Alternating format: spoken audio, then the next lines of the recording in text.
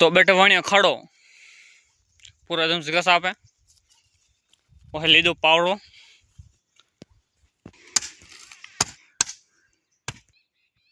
तो पूरो तो खोदना हो तो पूरो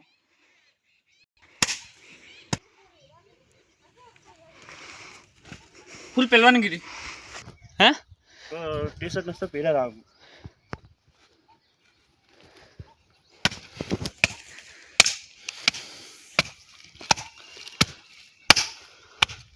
तो लंबो खोद लंबो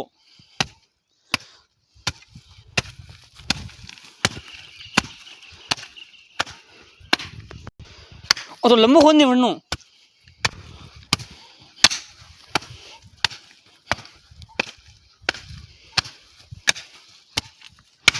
हाँ जय श्री राम।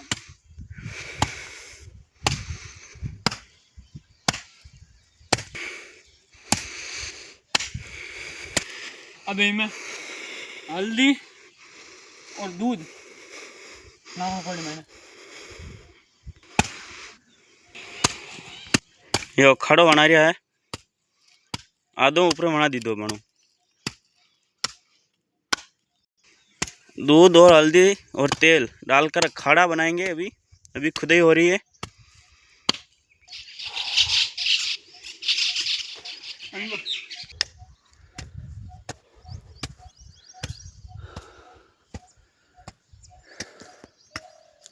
हाँ नीमड़ा पत्ता ठीक है और तेल पड़ी हल्दी दूध